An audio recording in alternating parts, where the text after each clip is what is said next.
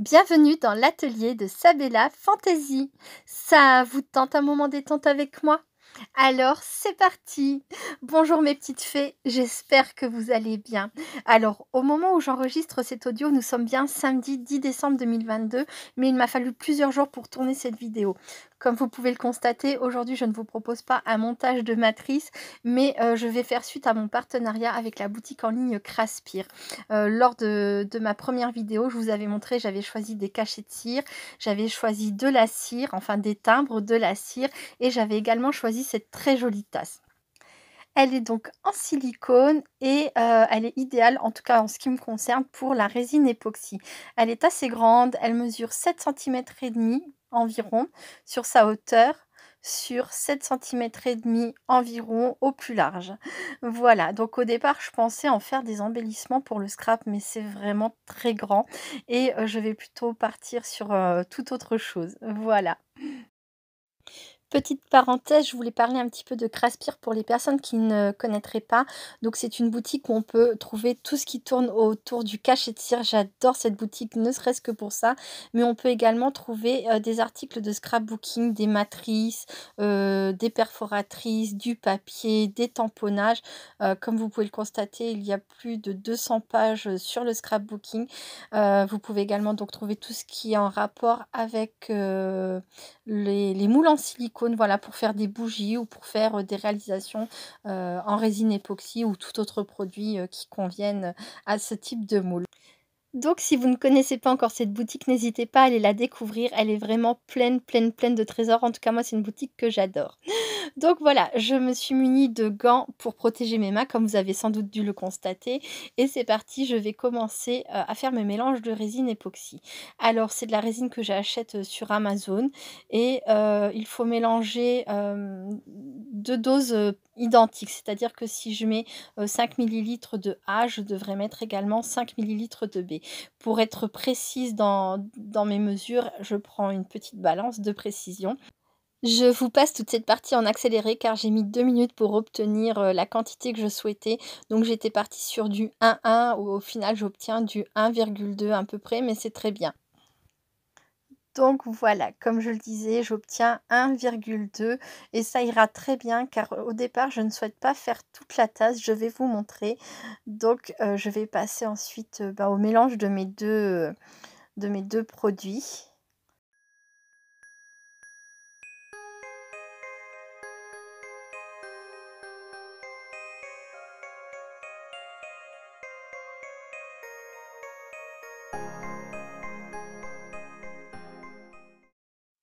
Mon petit mélange est fait et je décide de rajouter un pigment liquide, c'est du blanc. Je souhaite en rajouter quelques gouttes, mais comme c'est bouché, je vais galérer un petit peu, donc je vais vous passer ça en accéléré, ça sera beaucoup mieux.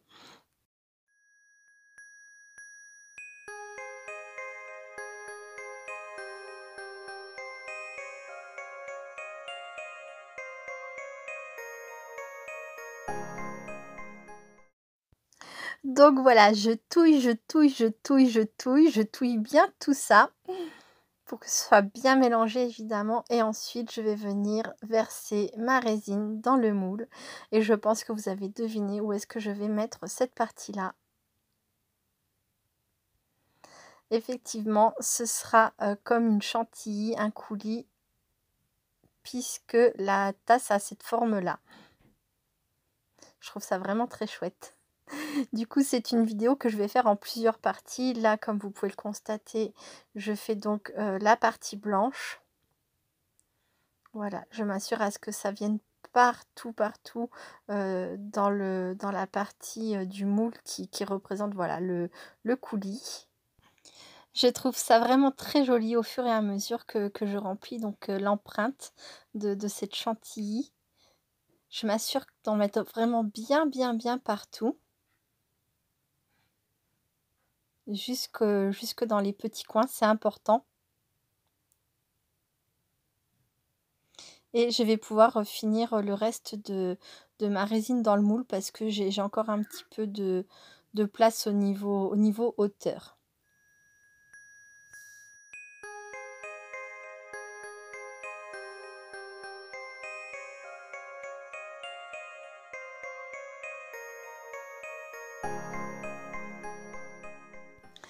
Donc voilà, la première partie est terminée. Je vais laisser sécher quelques heures et je vous retrouve pour passer à la suite. Donc j'ai laissé passer quelques heures avant de venir, mettre une deuxième couche. Je pense que j'aurais dû laisser sécher un peu plus longtemps, parce que, du coup mon blanc va un peu, se décoller et se mélanger à la couleur suivante, mais c'est pas très grave. Je vous montre le résultat par la suite.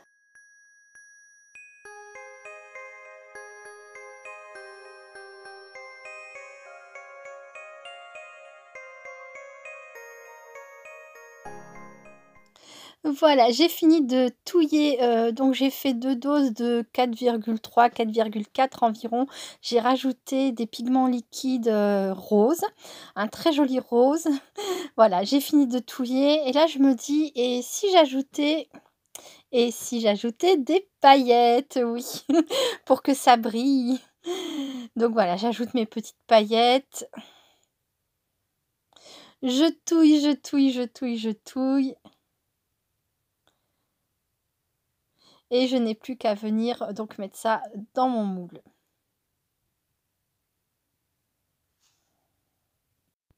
Au moment où j'approche donc ma résine rose de ma résine blanche, j'essaye de faire très attention de ne pas, les mélanger. Voilà, j'y vais tout doucement, tout doucement, tout doucement, mais ça ne va pas être suffisant. Comme elles vont malgré tout se toucher, c'est là où je me suis rendu compte que j'aurais dû attendre un petit peu plus longtemps. Voilà, j'étais un petit peu trop pressée, mais vous verrez que finalement le résultat final ne sera pas vilain. Mais on voit, à certains endroits que le blanc commence à se répandre, voilà. On le voit près de l'anse, de la tasse. Mais je continue, hein, parce que de toute façon désormais, il y a pas le choix.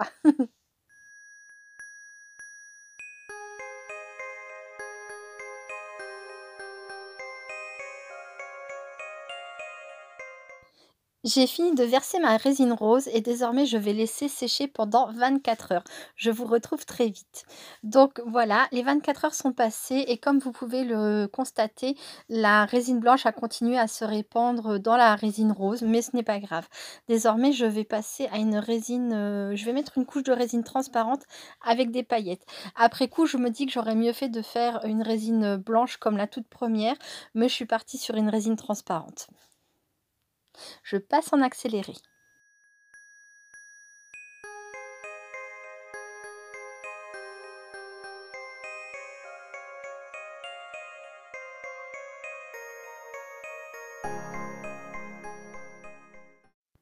Voilà, j'ai fini de remplir mon moule. Je vais passer un petit coup de chalumeau pour retirer toutes les bulles. Ça fonctionne très très bien. Je suis très satisfaite du résultat. Je vais de nouveau laisser sécher pendant 24 heures. 24 heures supplémentaires sont passées. Désormais, je peux passer au démoulage. Donc ça se défait très très bien. Le devant me plaît énormément. Par contre, l'arrière n'est pas exactement ce que j'espérais, mais j'ai une autre idée un peu plus tard et je vous montrerai, plus tard. Voilà, donc désormais je vais faire une nouvelle dose de résine époxy. Cette fois-ci, c'est pour faire une tasse entière d'un seul coup, parce que la première méthode que je vous ai montrée est quand même très, très longue. Il m'a fallu pas mal de temps de pause, plusieurs couches, et là, en fait, je vais me servir de pigments en poudre tout simplement et je vais pouvoir ensuite, venir appliquer ma résine transparente, puisque c'est de la résine transparente que j'ai choisie, tout d'un coup. Je ferai aussi une incrustation de petites, pétales brillantes dans ma résine. Je vous montre ça très vite.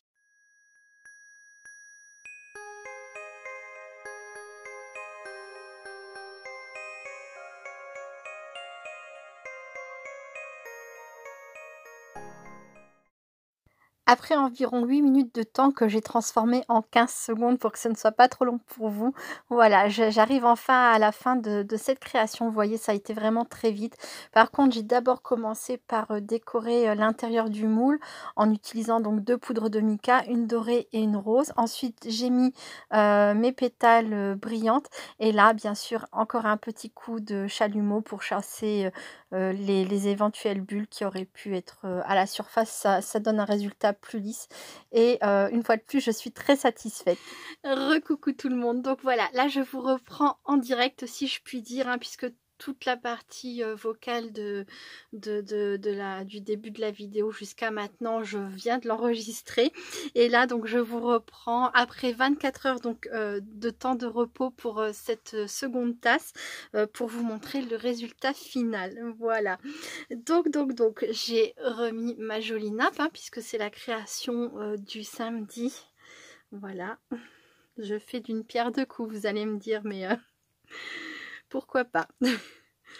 Hop, bon, ça se défait très facilement et voici ce que l'on obtient. Devant et derrière. Voilà. Donc, je vous ai montré la réalisation de cette tasse. Alors, ma tasse là, elle est encore un peu molle, je trouve. Il faudra que je la laisse sécher davantage.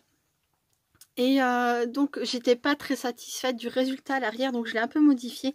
Comme il me restait un peu de résine époxy, j'ai rajouté quelques gouttes de pigment liquide dans le fond de ma résine, et je suis venue l'étaler, voilà, comme ça sur ma tasse. J'ai bougé un petit peu comme ça pour faire en fait comme si c'était la crème qui était dans le fond, qui voilà, qui paraissait.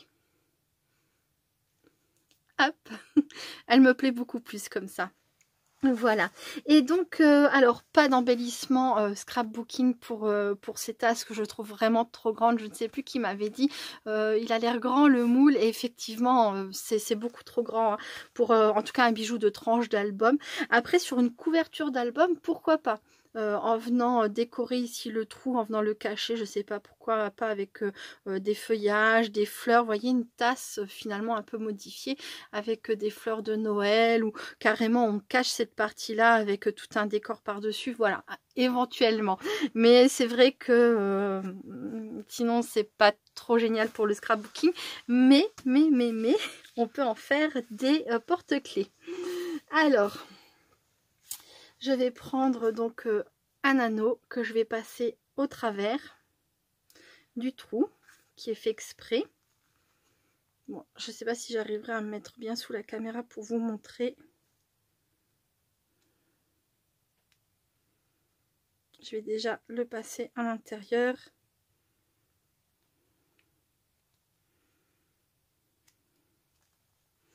Voilà, donc je viens mettre mon anneau de cette façon. Hop, voilà. Je viens glisser une petite breloque. Voilà, un petit biscuit. Je suis toujours dans le thème. Bon, une tasse de Noël, un petit biscuit. Vraiment, je suis dans le thème. Hop, voilà. Je viens ajouter à ça un autre petit anneau pour pouvoir accrocher ce qu'on veut. Ouais, parce que quand même l'épaisseur de la table est assez grosse. Moi j'avais pas d'anneau qui pouvait vraiment correspondre, alors j'ai pris un anneau de porte-clés et puis voilà, ça donne ça. Hop, et c'est pas fini. Alors ce petit bonhomme en pain d'épices, on peut l'enlever s'il est gênant. Je vais rajouter une petite nana pain d'épices. Comme ça, même si celui-ci gêne, on aura toujours un petit pain d'épices dessus. Je vais coller ça avec du Glossy Accent, ça sera parfait. Tout mon surplus de résine époxy, je ne l'ai pas acheté, hein, je m'en suis servi pour faire des petits flocons de neige. Je ne sais pas si vous les voyez bien là à l'écran.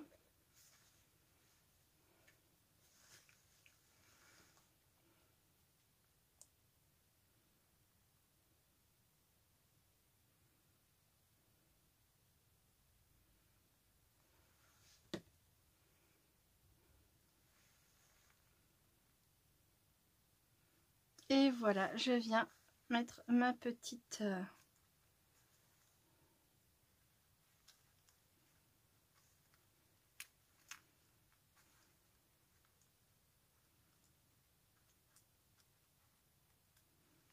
pardon, ma petite nana en pain d'épices dessus. Et voilà. Maintenant, il faut laisser sécher évidemment, hein, tranquillement. Et ça fera un joli petit porte-clés sur le thème de Noël. Alors j'avais pris quelques jours d'avance, hein, pour faire cette vidéo, puisque je l'avais commencé dès la semaine dernière. Et j'avais également réalisé cette tasse avec pareil le petit biscuit ici. Là on n'a pas plein de petites paillettes, mais on a un flocon de neige en plus. Et on a 3 petites étoiles à l'intérieur. C'est la première que j'ai faite. La deuxième, c'est celle-ci. Donc une bleue, une mauve, toujours pareil avec un petit biscuit suspendu et une petite nana petit biscuit collé. Voilà. Et la troisième que vous m'avez vu réaliser, enfin la troisième c'est celle-ci, mais la quatrième. Voilà.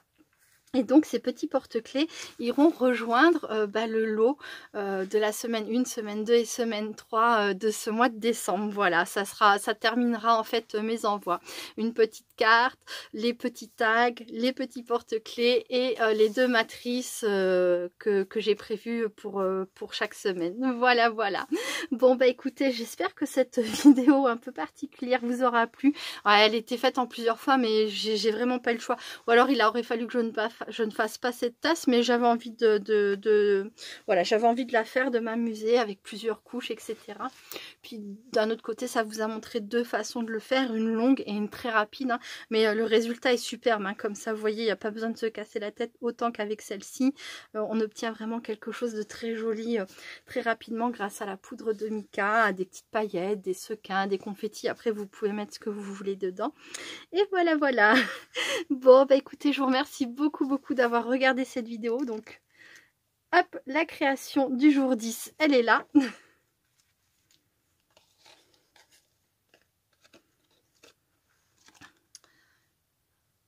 Voilà, je remercie beaucoup Craspir pour ce nouveau partenariat et les très jolis produits qu'ils ont accepté de m'envoyer. Je vous fais plein de gros bisous et je vous dis à très bientôt. Restez créatifs et créatifs. Bye bye.